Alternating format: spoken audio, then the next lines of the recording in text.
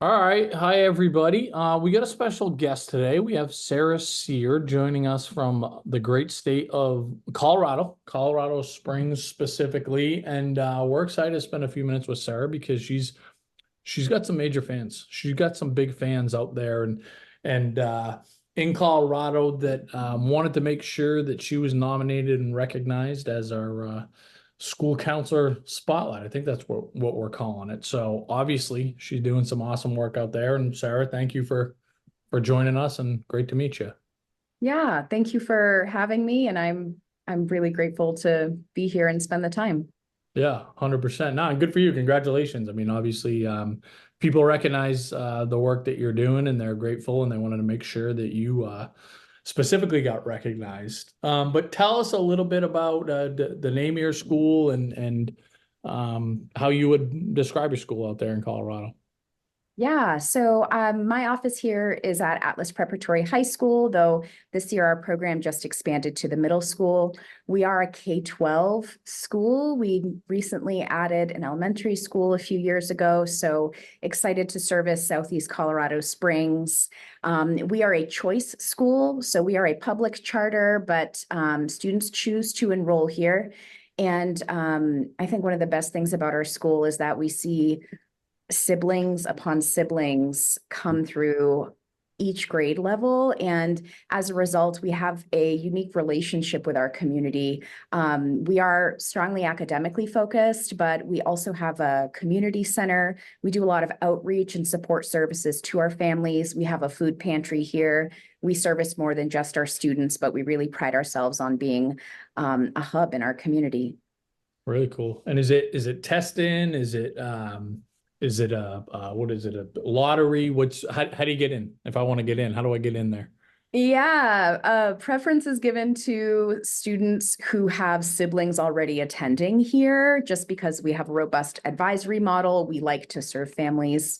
But if there is space in our enrollment, we will review academic transcripts.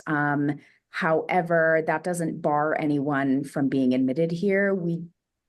We will accept students all throughout the year if there is space to do so. Cool. And then how many kids? I'm sure there's a range, but per class on average for you guys.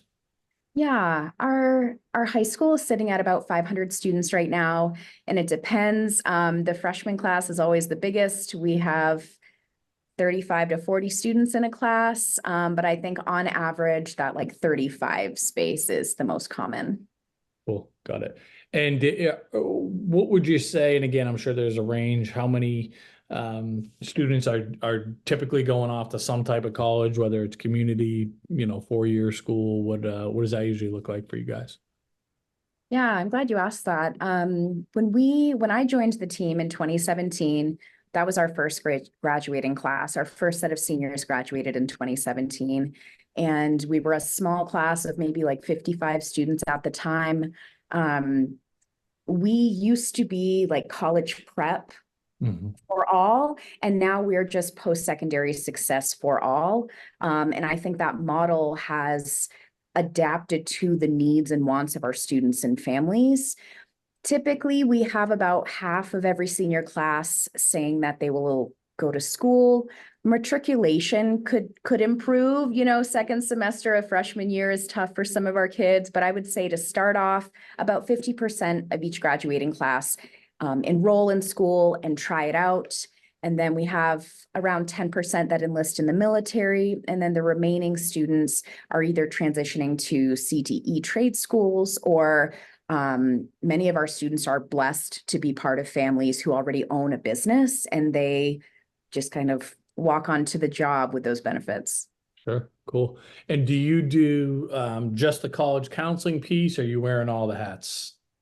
Yeah, I'm wearing all the hats, and our department wears all of the hats. My role is a little bit different because there's, grant oversight and things like that, but there's currently 3 members in our post-secondary team at the high school and 1 post-secondary counselor at the middle school. And we do everything. So if a student comes to us for their first meeting and they're interested in exploring all of the pathways, military, CTE, college. we just foster that, you know, we're not playing God with them. We are not trying to say this is better than this. We're not putting value statements on each of these pathways. We're here to inform them. We are a bridge to get them to the resource. And we welcome them back. So many of our students graduate, they try something out, it doesn't work. That's everybody. We all change our major and our career many times. So we pride ourselves in our alumni programming as well. Students are welcome to come back to us after they graduate if they're ready to make a hard pivot, and we'll help them kind of reprioritize what they're thinking. So all of the hats. That's really cool. That's unique. It reminds me of I always like the parenting advice. I have a 9-year-old daughter that it's like we want as parents, we want to be shepherds, not engineers, right? Not this is what you should do. Try to help you find what lights you up, right? And facilitate that as best you can, which is what I just heard from you guys, which is really cool.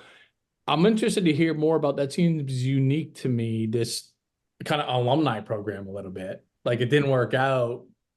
You know, I'm just thinking of my own high school experience. It's like if I didn't, I think, and this isn't a knock on my own high school, it'd be like, well, our job's to help you graduate high school. Sorry if it didn't work out, right? So just talk to me a little bit more about that, because I don't know that I've heard that too much.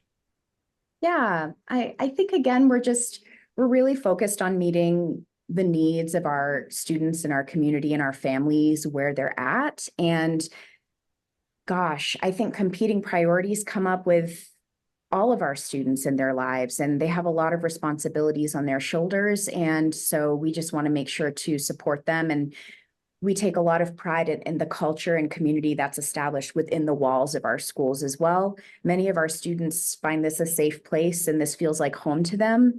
We know our kids, we've watched them grow through all of the grades, and I think they often feel more comfortable coming back to us wanting to make a change, or maybe they're just not interested in that job anymore. So that looks like more reactive services now. You know, in 2017, I only had 55 alumni, but now we have like about 900 alumni. So we will check in with them several times through the immediate year following graduation. Usually about like 4 times, we'll check in with them a couple times each semester. How are things going?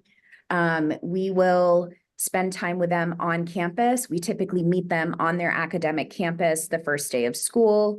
We will meet them at the DMV when they're having troubles getting their identification.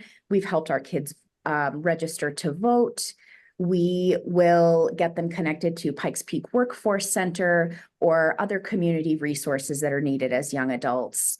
The fun side of alumni support is, you know, watching them grow. This last summer, we had our first ever alumni barbecue, and we sent 800 and something text messages and phone calls. We had a pretty good turnout. About 150, maybe 160 students showed up, and it was everyone from 2017 to class of 2023. It was just a really beautiful time. Teachers stay a really long time here as well. So, you know, we just don't want those relationships to die with our kids just because they move on to the next phase of life. We want to invite them back and find ways to celebrate them. That's amazing. I mean, obviously you guys cultivate a lot of things, but to get, I don't know, to me, it feels like if I'm a kid and it doesn't work out, I almost got like a second chance, or I got a safety net.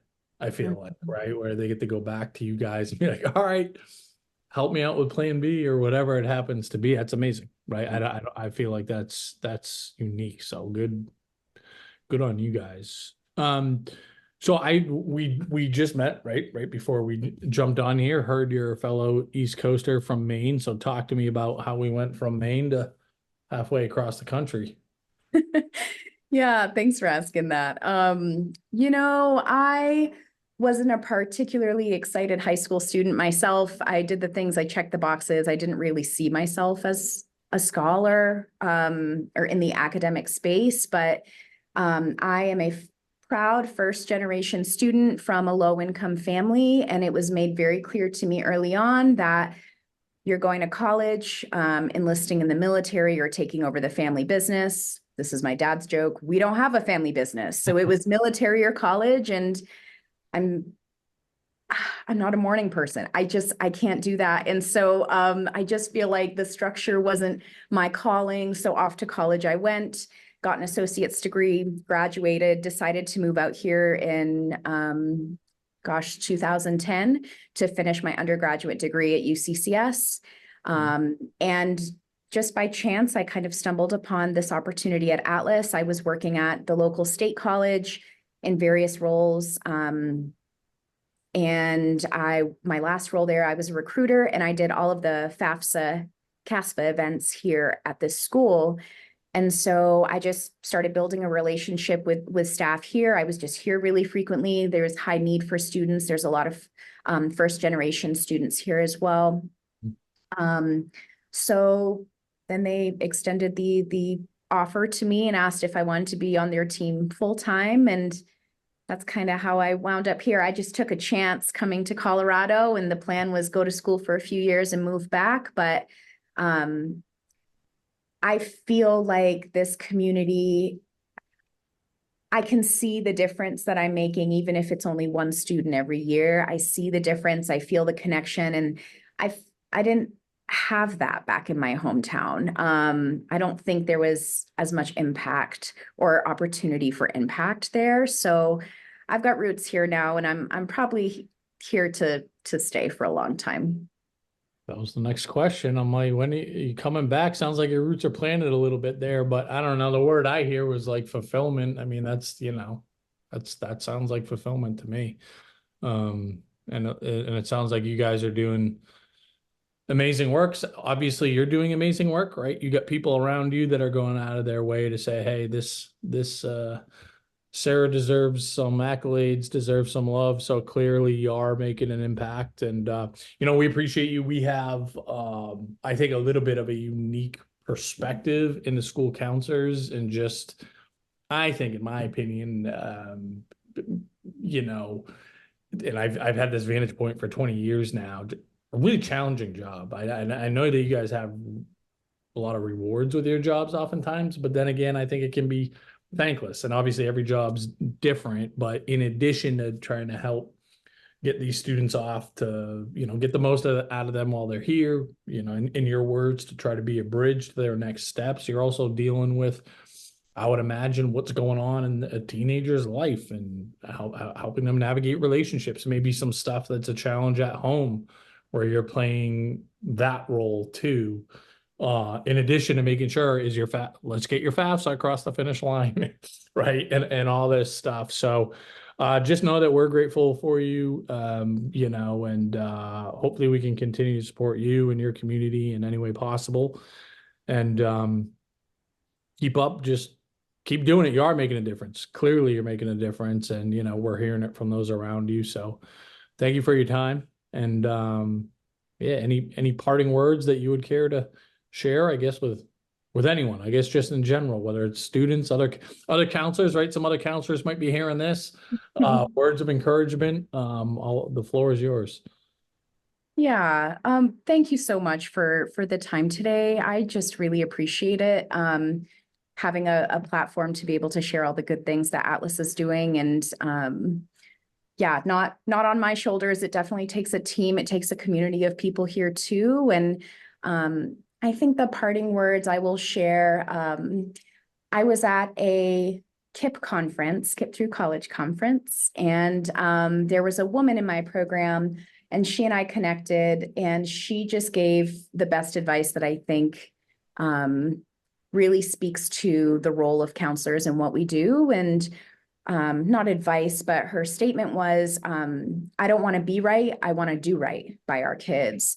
And I think that, operating in these roles, that's exactly it. We're not here to get accolades. We're just here to do right by kids, and appreciate that goes noticed. And even in the absence of that, I'm grateful to be in a position where I am today, and to have a fulfilling career and have connections with kids who are waiting outside of my office as we speak. There you go. We'll let you get back to it. We'll be rooting for you. We appreciate all the efforts. Certainly we'll keep in touch, and congratulations on being the featured counselor. You no doubt have earned it, sir. Thank you so much. I really appreciate it. Have a good day, course. Matt. You do the same. Thanks. I know.